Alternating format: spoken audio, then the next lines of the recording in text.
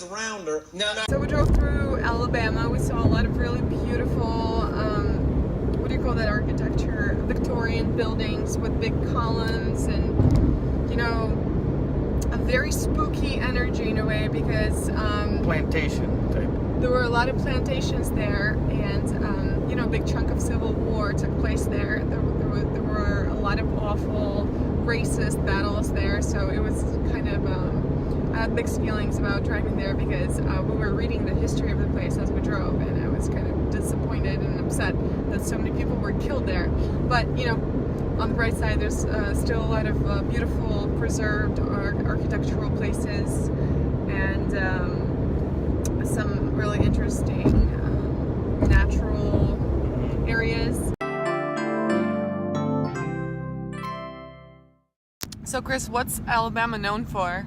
Well, howdy and good morning to Alabama. Alabama is known for their shrimp fishing. What's the deal with carrying guns here?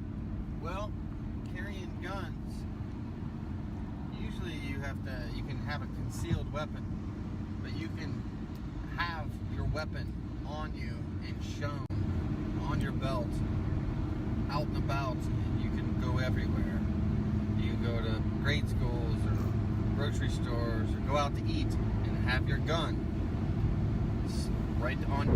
My association with Alabama, I suppose, has a lot to do with one of my oldest friends I met back in New York City. He was from Alabama, and I guess like I noticed that he stretched his ass a lot. That was like my feeling about the Alabama accent. He would say Alabama, Alabama. You know, it was like a very long A. Any other additions to the Alabama accent? Because we also know a few people from there, and they sound like Southern gentlemen, kind of. Yes, you get a lot of politeness there, a lot of politeness, but it's very thick, very thick. Maybe even more like a Texan.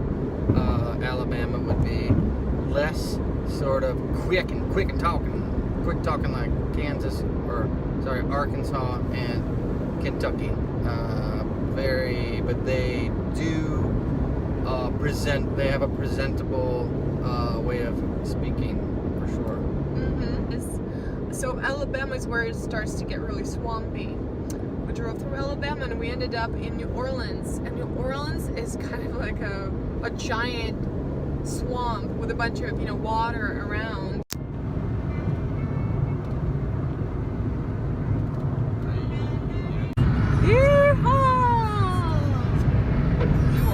Over there? Entering New Orleans.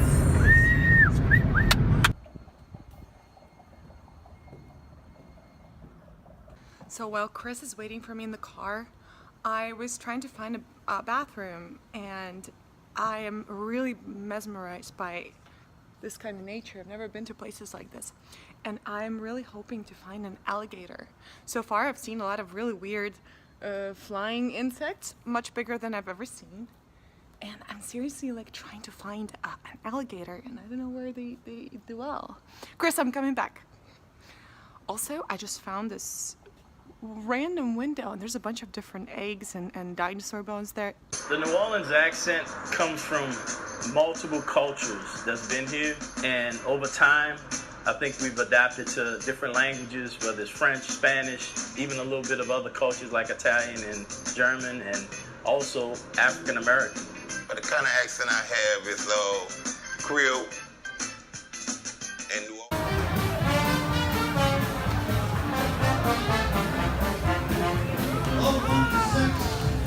A waiter just spilled a bunch of water on Chris and bought us an extra cocktail, and we're walking around New Orleans and drinking booze, and there's all kinds of police around, and they don't care. The history of, the culture and history of New Orleans are mind-blowing because they have such a vibrant mix of African cultures and French and Spanish colonials. So Chris, let's jump into the accent and the speech pattern of people from New Orleans or people from Louisiana. Yeah, you down there you say New Orleans. New Orleans?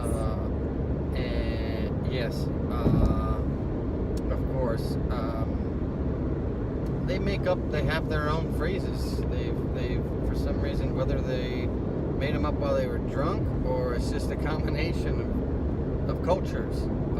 Just so I imagine, since there are so many, it's a melting pot, as they say, of languages and cultures.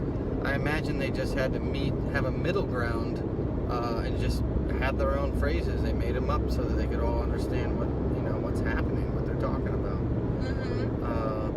But they're also very presentable.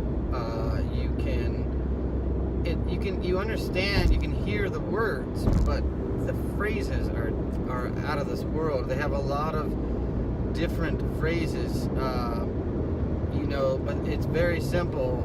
You can get a man or woman that can use a certain phrase, like throwing a boot at a wall. You don't exactly know what that means, but they know what it means. Yeah, I would say that they use a lot of local idioms that I've never heard before, and a lot of them are based on French.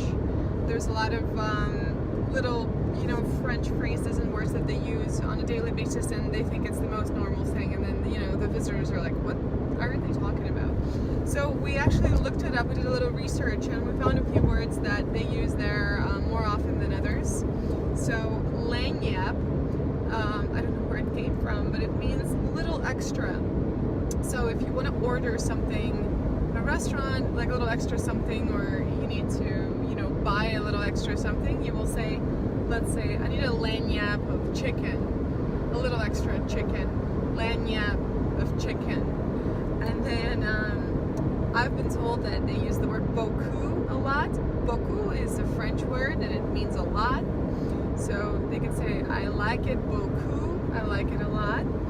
Then instead, this one I don't get. Chris and I think it's really weird, but when people want to buy groceries, they say make groceries in New Orleans. And then this one is the most popular one there, who dat. So who dat means, wait, seriously? It's like, are you serious, right? No idea where it came from, but they even sell t-shirts that say who dat. So apparently it's a local thing, it's very popular. And honestly, we've spoken with a few people there, some waiters, some strangers, and I would say it is a very polite, very interesting, slightly southern accent with a lot of twists. So it's kind of hard to really put your finger on what exactly it is. But I do love the quirky mixture of French and some Creole words, right?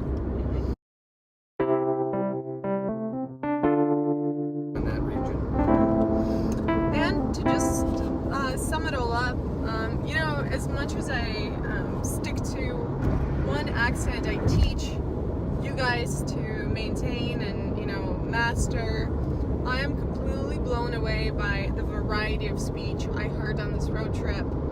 I know that it's, typical for every country. There's, different areas, the speech changes, but honestly, the variety of accents I heard on this road trip is so unique, and it's really,